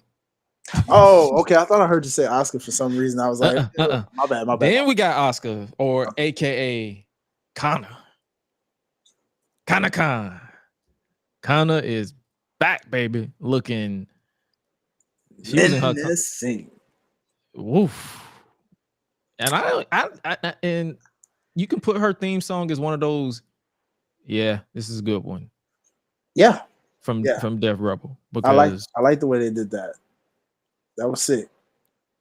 So, what do you think they're going to do with Asuka now that she's ruthless? Well, it reminded me, for one, how over Asuka is and always has been. Because she got the second biggest pop next to Becky. Pretty much. One would even argue it was a little more longer impersonated, maybe, because the moment that was revealed, the pop got louder. It was like, whoa, you know what I'm saying? Like, so I don't know what the thing is. I don't know yet because the title picture seems to be all but set. I know you ain't running Asuka and Charlotte back unless you're giving Asuka her win back. So I don't know. See, that's the thing. SmackDown is so lopsided, but they need star power. They do, and that's what I'm saying. Like Asuka is that. So it's either you go that route again, or I don't know, because she's there. She's still main event worthy, bro. Like that pop. This reintroduction, yes. And you, I don't know where else you go with it because you can't give that to Bianca. You can't. That's not fair. If you do that, so Asuka needs her win back. They need to tell the story of Asuka being obsessed with Charlotte. She needs that win back. Yeah, because if you think about it, Charlotte, I don't think Asuka has beaten Charlotte. No, she has not, and her momentum hasn't been the same since that loss to Charlotte. No, like and then it made it worse in 2019 when she lost the SmackDown title to her for no reason. Oh yeah, they wanted to make that triple threat a winner take all for no reason. It did not need to be winner take all. Yeah. So I for one, I would say if you have to do that, do it. If you have no other options, set us up for that and make it with the right decision. Because actually, I feel better because now that I think about it, Vince was kind of over that back then. So Triple H knows that and wants to recreate that. So if that is the plan, he's gonna tell it in the story and find a way to like reintroduce this Asuka that we should have had for the past, I don't know what, 5-6 years now, 7. How long she's been on the main roster since 2018? Yeah, so 5 years. Yeah, so yeah, I trust you, Trips. I know what you're gonna do. I want to trust you, so please don't fuck it up. Please don't. Please don't. After Asuka, Piper, we had Tamina. Nobody meaner than Tamina. Looking good, man. Looking good. And then we had Chelsea Green. Chelsea Green made her, I guess you could say, re-debut for like what, the third time? Is this like the third time? Yeah, I think she was. She had one stint in WWE before the Black and Gold NXT, but it wasn't like a main roster thing, I don't think. No, because I remember she was on the main roster twice and she got injured. Oh well, yeah, both of them. Yeah, she did. So fingers crossed that doesn't happen again. Yeah, and then then she went in and she was eliminated in 5 seconds. She beat Liv Morgan's record because Liv Morgan's record was 8 seconds. She's now at 5 seconds. Yep, and not quite Santino though, but close enough. To tell you the laugh that I let out, I'm pretty sure I woke up the entire house with the laugh that I let out when she got chucked over by Rhea Ripley. I was bawling. I could not. That was, you know how you got that good belly laugh? That was a belly laugh. Like I was laughing from my soul. Oh man. That's a serious laugh, bro. I know that laugh. I love that laugh. That's the best type of laugh, man. I could not control it. I was like, yo, this shit is funny. This is what you came back for? 5 seconds? That's what I'm saying. I'm like, is she here permanent? That I know of. We don't. It's not official, but it's all but official because I mean the rumors were that she was coming back, so I guess that all but solidifies that she's back. I'm hearing that she's got a persona coming soon, and that kind of solidifies what that persona will be. Based off how. No, but it will be a comedic role. Unfortunately, so she's basically gonna be the female Santino. All right. No, even worse. She'll be. From what I'm hearing, they're portraying her as a comedic Karen type.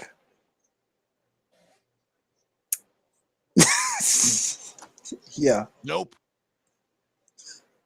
Nope. Nope. What? That's what I'm saying.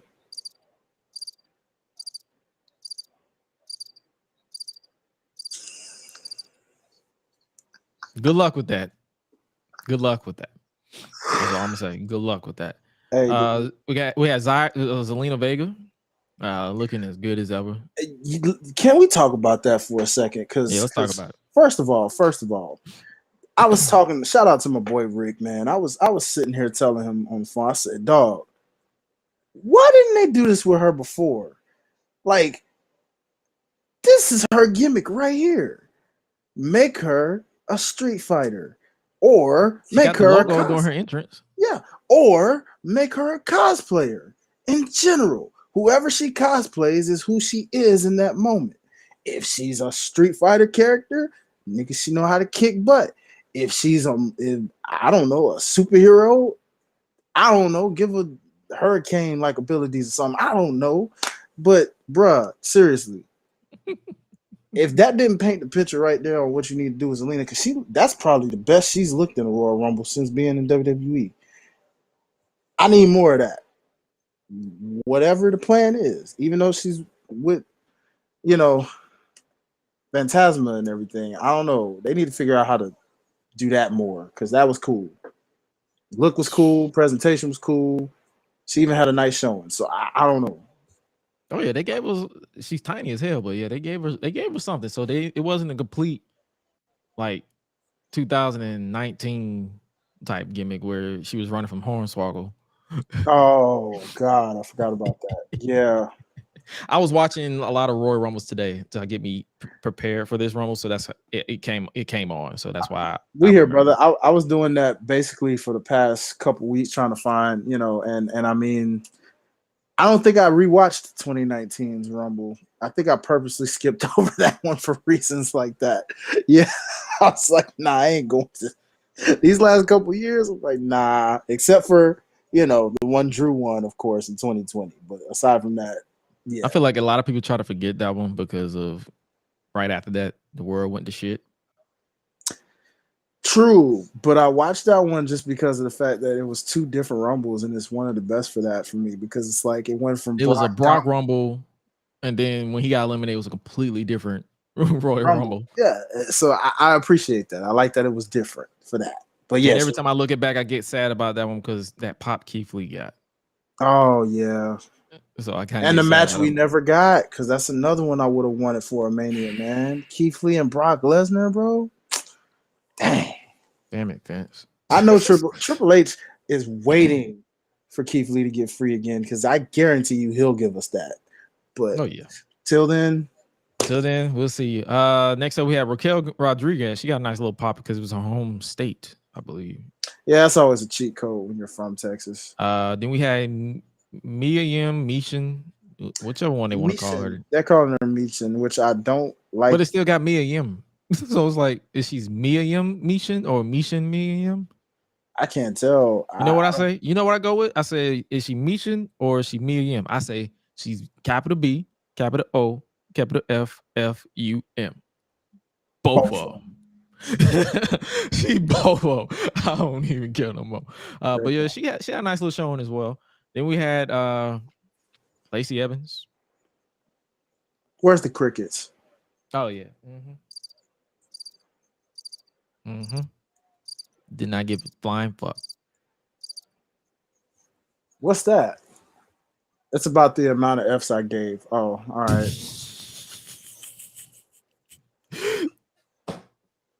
That was it. And then we had her twin, Michelle McCool. We talked about that.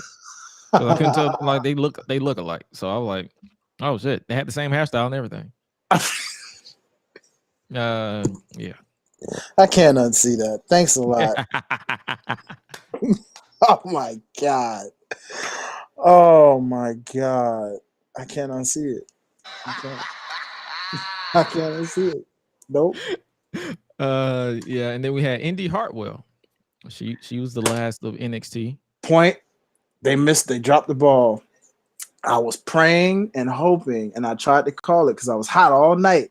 And I was like, the moment someone tries to eliminate her, Dexter Lumis shows out of nowhere, saves her, brings her back in for a nice little pop, index reunion. But nope. I feel like they want to forget that storyline, which, yeah.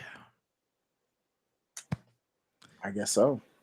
Sonya Deville came out next. Then we had Shotzi, who I forgot all about. She was injured. She had a broken elbow, I believe. Dang. That's why they had that little moment where Ronda and Shayna attacked her in the parking lot, so she can heal up. Wow. I think that was in November, December, after. Yeah, it was like after that match they had, right? Mm-hmm. Yeah. Then we had Nikki Cross who sprinted to the ring with the most serious look on her face, like she was running, and I'm like, girl, what are you doing? What are you doing here? And then we had the moment where Twitter went into full meltdown. Before you get into that, I'm gonna say, ladies and gentlemen, shout out to the Life Survive podcast again. I literally am not kidding when I say I've been on fire this entire night. For whatever reason, I don't know why, I don't know how, I don't know when. I called it when I said surprise, top 5 surprise returns for the Women's Royal Rumble. I had this last entry. Did I expect them to be 30? Heck no. But I literally had them in my list. And boy, I was like, oh crap. I actually got that. What? After all, because I was just throwing that out there just to see if it stick. I didn't even think, given how she's bad-mouthed the company. She's bad-mouthed everybody. I believe she even bad-mouthed Naomi. Yeah. That's what I'm saying. And she I'm basically like, alienated herself from everybody. And I'm like, hold up, time out. And who knows? They probably did stuff out behind the scenes. We don't know. I don't know them like that. But yeah, she was not holding any punches when it came to that company after she was fired. Facts though. To the point where I had to mute her whole account because I'm like, I got tired of seeing her pop up on my feed. Even the family. I think she was even putting the family under the bus a little bit too. Yeah. So I was like, because I don't think her side of the family is cordial with the Anoa'i side of the family.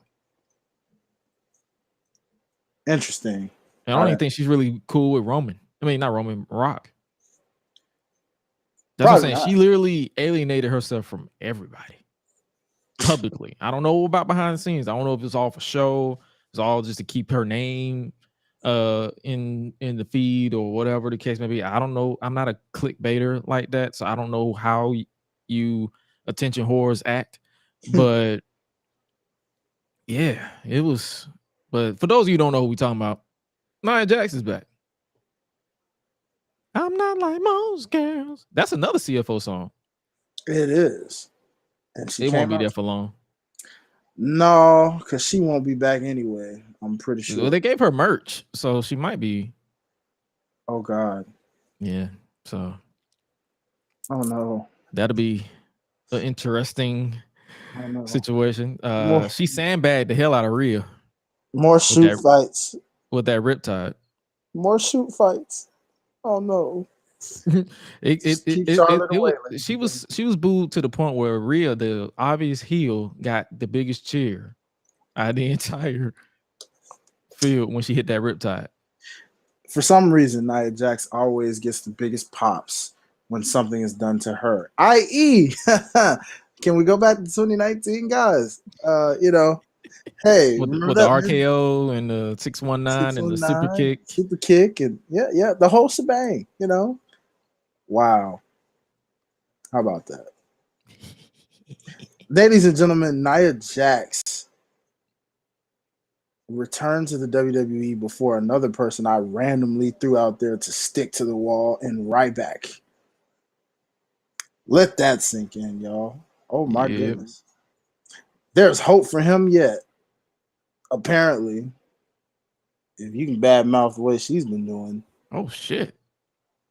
I saw a picture of Sonya Deville with a gash on her face. Oh no! Ladies and gentlemen, breaking news. Jesus Christ. Then That's a gash. yikes. Well, she gonna be feeling that in the morning. I wouldn't be surprised if Nia did that. You know what? She loves taking liberties. She was literally. I almost felt like the women. As soon as she got in that ring, she was cussing everybody out. She was like it was audible. Fuck you, y'all bitches need me. This, that. And I'm like, nah, and like did you see the way those women were even looking at her the moment they were looking disgusted? Yeah, like they were on a soul mission. That felt completely shoot because they were ready to get her up out of there. Well, speaking of shoot, they completely botched the countdown because her music played before the countdown even started. Someone fucked up the cue. I think they was ready to get it over with. I think either that or she did. One of the two. Maybe she said, "Screw it, I'm coming out anyway." I don't know. We're gonna get some stories about that, I'm sure, in the next few days. Because I'm like, when I saw that, because they put the countdown up right when her music was playing, I was like, wait, when did it? And I'm like, oh shit, they fucked that up. And she came out to massive boos. And the way, when I tell you the entire timeline, I probably saw one person cheer on the timeline, and they was probably a fan the entire time. But it was like, really? Fuck this. Triple H, really? You wasted this spot on her? Really? Fuck this, fuck her, fuck you. And I'm like, and all I did was, I was shocked. I was legitimately shocked because like I tell people all the time, I purposely avoid dirt sheets during the Rumble because I want to be genuinely surprised. That's how I got a genuine reaction when Edge came back, and I got a genuine reaction when this entire Rumble happened, and when Nia Jax came back. And my genuine reaction was, what? Yeah, I know. I mean, I was surprised. To be fair, I mean, I didn't hear anything about Nia Jax making any kind of returns. I just threw that out there on the wall out of just poking fun out of, hey, let's see who makes some returns here or whatever. And then I saw someone say, "Oh, The Rock's mom is there," but don't realize that she's close with Nia, so of course she will be there. Unfortunately, yeah. So. Yeah, I don't know, man. That's so weird.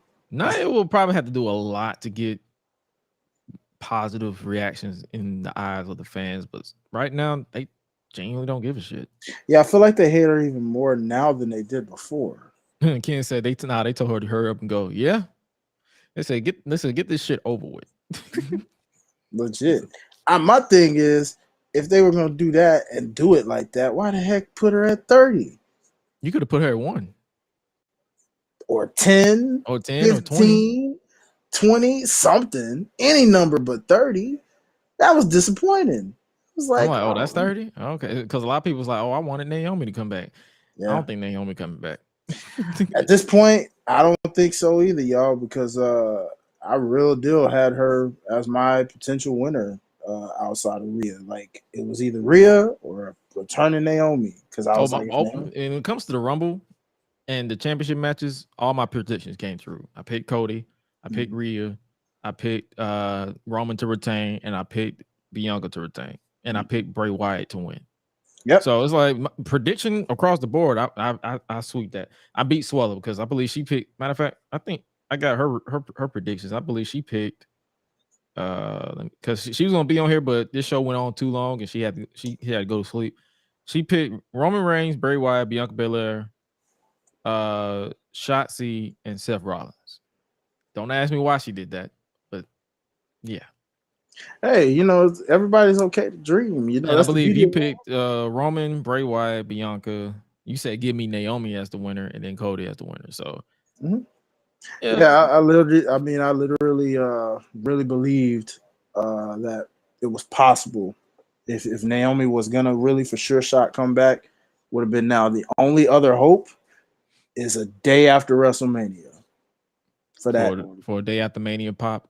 Yeah, that's the only thing I can really tell you at this point. Put it this way, if she don't come back by after Mania, just give it up. Give it up. Yeah, at that point you just let her do her. And now she did tweet, "I love y'all," and a lot of people. I'm pretty sure because people were legitimately like, "Oh, they want Naomi, so she was like, "I love y'all. Thank y'all for the support." So, to any Naomi fans out there, you know, us being definitely Naomi fans ourselves, Oh yeah. for sure. Just there you go. And then we got the Battle at the Valley coming up with Mercedes Moné challenging Kyrie. We might check that out. For sure. Yeah, that definitely is something on my checkout list for sure. We might have to check that out. And what time was it? Is it early in the morning? So I got to go back and look at it. It was on Fight TV, and I think it was only like $20 too. I think it's early in the morning. Oh yeah, I'm gonna watch it. I know because I got New Japan World, so I'll probably watch it in Japan. I mean, in Japanese. Sweet. Okay. I don't know what it is. I enjoy Japanese commentary because they're enthusiasm. Yeah. I love it. Yeah, I don't know what they be saying. I need to study Japanese because I have roots in Japan. But yeah, I enjoy when they be talking. So, in all honesty, everything about Japan is awesome because even when you're watching a good anime in Japanese with the subtitles, yeah, you're just like, it makes you love it that much more. So that's what I'm saying. So yeah, if we both agree to it, we might just review it and call and just check it out because hey, I'm with it. Shout out to my guy Kevin the Jet Knight. You know what I'm saying? What I'll do is probably just go to bed that night because I believe our time it'll probably be like 2 a.m. Yeah, I'd be with it. I'll take a nap, and then we just review it right afterward. But yeah, Nail. I enjoyed the ring announcing, and that's what I'm saying. I enjoy. It's like their enthusiasm is literally it. Like the way they announce it, like they was like I liked when Mercedes made her debut. They said the CEO Mercedes Money, and I'm like, huh. So it's different. It's not too formulaic. So I appreciate that. But back to the Royal Rumble, the obvious winner was none other than Rhea Ripley. Rhea Ripley picked up the win. And shout out, like you said, to Liv Morgan for being the final, because the final 3 was Asuka, Liv, and Rhea. And that ending sequence. Shout out to Rhea Ripley for making me bite on her being nearly eliminated. She's that good. Yeah, and not to mention, I mean, just in general, that final 3, perfection. That was a great final 3 to have. Asuka with the mist, blinding Liv Morgan. It was blue mist this time. It wasn't the green because her new aesthetic is blue. She got eliminated by Rhea Ripley, and then then Liv, she was fighting for her life, trying to find out because she couldn't see. She could not see. She was fighting for her life, trying to figure out where and then she finally started hitting her hands, and then Rhea, with her incredible core strength, lift her legs up and just say yeet, and eliminated Liv. And I'm like, chef's kiss. My pick. I almost would have had a gripe with the fact of, hey, Liv, why wouldn't you get back in the ring? Oh yeah, you can't see, so never mind. It's like, well, because in my mind I was like, Liv, get back in the ring. Get back in the ring. And I'm like, oh yeah, you can't see, so you can't. And then shout out to Rhea for waving at the Mania sign. She was like, how are hey you? Man, it fits. It fits. So that's her whole new. I was like, she's like bump pointing because that's played out. Let me wait. That's her whole aesthetic since she joined Judgment Day. That she's just different. She's built different. This is the person that should have been on the main roster from night 1. But we just had to get there. It was a journey. Trust me. It was she's been Raw Women's Champion, but this version, and it's like, what poetic way? That's why I'm saying her versus Bianca fits at Mania, because Bianca hitting 1 year, and then Rhea Ripley taking the title at her 1 year. And if I'm being completely honest, they're each other's antagonists anyway. They are soulmates. Yeah, they're the female Randy Orton and John Cena, the female Rock and Stone Cold. I mean, you name it. Everybody from WWE history. They're the female Sasha, and they're the other version of Sasha and Bailey. Yeah, I was gonna say female, like they're not females, but the other version of Sasha and Bailey. Shout out to Asuka for bringing back the Conor makeup from New Japan. Yeah, that's what I'm saying. That's her stardom. That was her stardom situation. But yeah, shout out Connor. Connor, like I popped for that. Like I was just like, yo. Yeah. And you knew something different was coming with the way she just walked to that ring. She had that mask on for so long. She had the pants. Yeah. And you were like, he was like, hold on, that ain't Oscar. Like, then she took the mask off. I was like, Connor. You just started. And it's funny because they're still calling her Oscar, but I wonder if they're gonna change that next time we see her, or if they'll probably still call her Oscar because of copyright reasons and trademark. They'll probably call her something unique, like the altered Oscar, or this is a different version of Oscar we've never seen before. Or they'll probably do like little subtle hints, like this is reminiscent of her old days of the Kana Khan or the Kana San, and then stuff like that. So that's what I'm saying. But yeah, I'm intrigued, and that's another thing. I'm intrigued with where they go with her. Like, who is she going to target? That could be your Bianca versus situation at Elimination Chamber. That's what I'm saying. I see them stacking up the hell out of that Elimination Chamber. I wouldn't want it that soon though. Like, I hope they go a different route with that somehow. I would give Bianca the pay-per-view off and just have her be at WrestleMania. I want to say, I don't know. We're gonna figure it out what they do with that's the beauty behind it. You don't know, and I'm intrigued with not knowing. I love not knowing. I don't want it to be predictable. Yeah, no, I enjoy that. But shout out to, and that's pretty much our thoughts on Royal Rumble 2023. Let me know if you guys enjoyed that, like we did, because, buddy, it was quite a show. And shout out to those who've been rocking with us. It's literally 2 a.m. This show ended at after midnight. I said the same thing. Look, I said it in my Discord, and I say now, I will hold WWE to the same standards I do AEW. These shows do not need to be this fucking long, because whatever it was that with that concert or performance did not need to happen. What was that? A bathroom break at its finest, ladies and gentlemen. That's what that was. Boy, that was abysmal. Like, throw it away. Yeah. I tell you, I couldn't time a perfect bathroom break better than that. I literally saw that on my screen.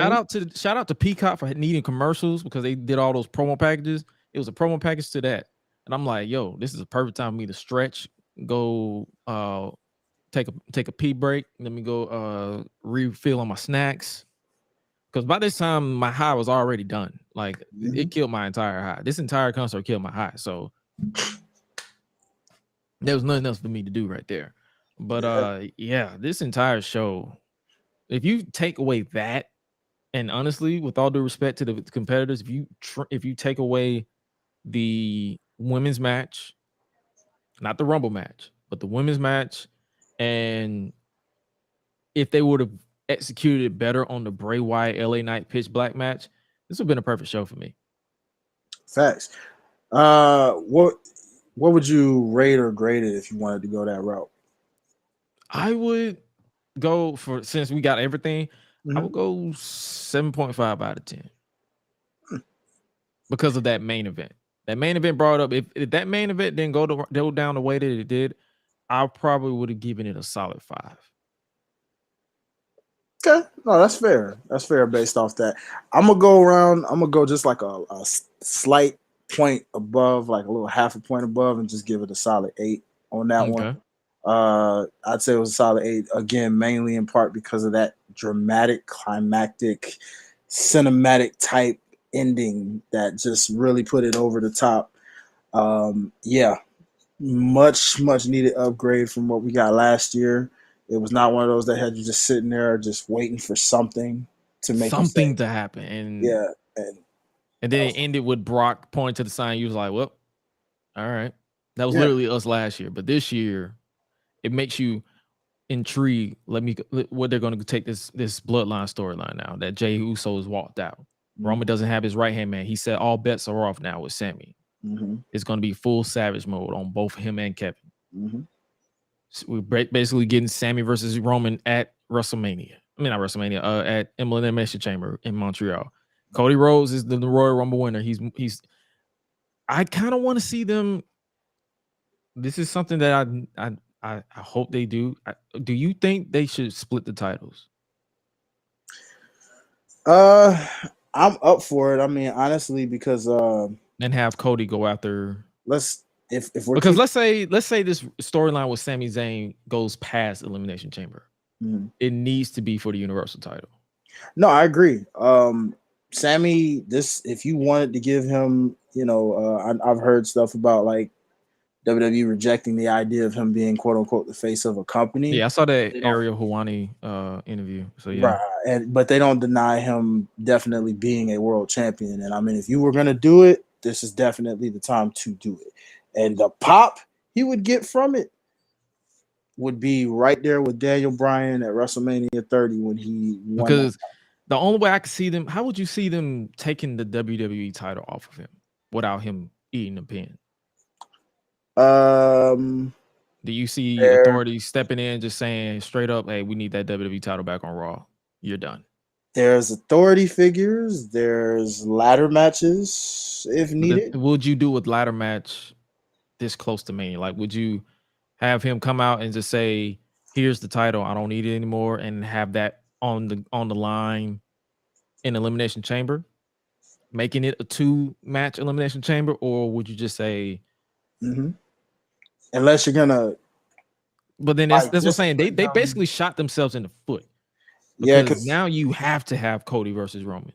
Yeah, because you can discipline him if you want, but again, you need a strong enough authority figure because he's already pimped freaking Pierce out. It got to be somebody way stronger than Pierce that's not afraid of Roman. It had to be Triple H himself, basically.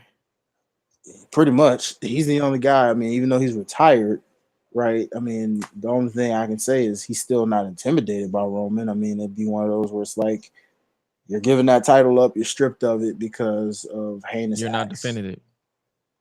Oh yeah, anything, and he can make whatever he wants up for it. Yeah, he can make up. That's what I'm saying. If they go that route, or they can just, because that's why I'm like, a lot of people ask that legit question: do they risk the chance of the crowd turning on Cody because it's not Sammy? But I feel like if they just execute this Elimination Chamber build to perfection and actually have Roman versus Sammy there, it'll be fine. And see, I'm glad you asked that because I have the same question about the tag team titles, because the thing about it is to get this outcome after what we just saw this past Monday with Sammy stepping in for Jimmy, and then they basically beat Judgment Day and win the titles. Because if it was going to go that route, you could have had them, quote unquote, like accidentally lose. But then I get it. It made the moment stronger, which probably wouldn't have set up Jay doing what he did tonight. So walking away. Yeah. So it was like, do the Usos lose the SmackDown tag team titles? Because because they still got that tournament. So that could be their way of losing the SmackDown tag team titles because Jay isn't there. He isn't there. Yeah, like maybe he's off focus and doesn't want to defend them or something. I don't know, and like it's so many, and that could be the way they lose the SmackDown titles, and then they still have the Raw titles. They can probably give it to the Judgment Day again and run it back if they want to. Like that's what I'm saying. I mean, it's so many. Judgment Day is over enough where, I mean, in Dom's case, I mean, it's really mostly Dom and Rhea right now, but Damian sort of. Yeah, sort of. He's on his Scott Hall a little bit. He's channeling that a little bit. I've been seeing it, but mostly Dom and Rhea are carrying Judgment Day for the most part. Most definitely. So, I mean, if you want to give them the titles, I'm not mad at it. That's what I'm saying. So it's like, so basically, Roman versus Cody is just a given at this point. It's just set in stone. But it's all about what they do between now and the Elimination Chamber. So much to digest, and it's like that's the point of us being fans. Like, we're not here to shit on it. We're here to be honest with you and let you know, like, hey, this story has our intrigue.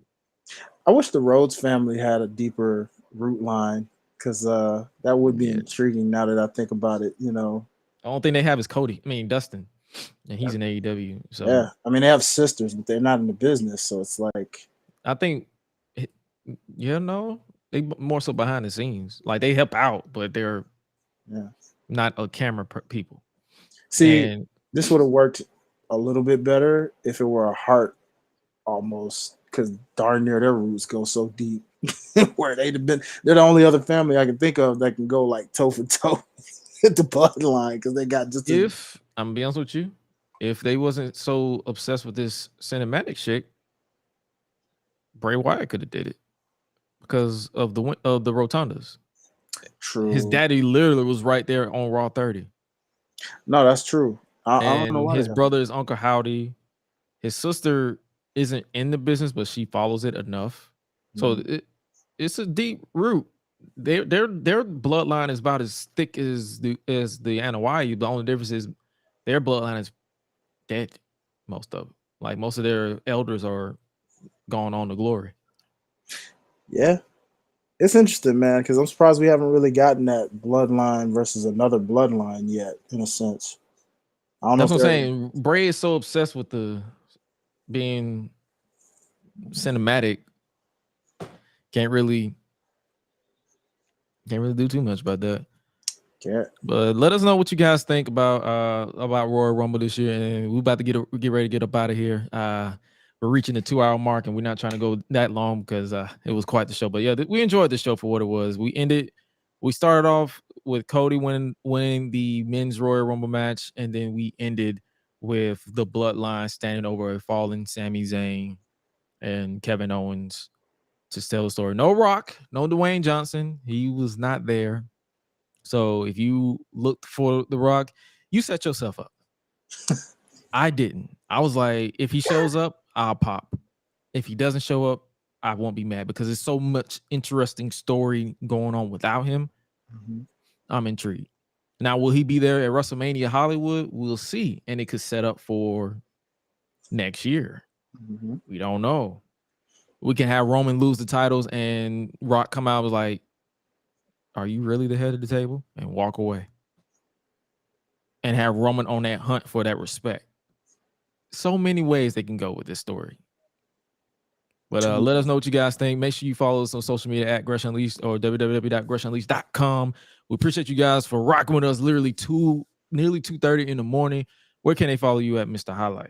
Man, you already know, first and foremost, for all music inquiries and things like that, follow your boy at Highlight Life, HILITE Life. But if you like my boy Gresh and myself here and you're a wrestling fan, which of course you are because you're tuned in a lot with us, man, follow us at the Life's of Botch podcast, all things on Instagram and TikTok.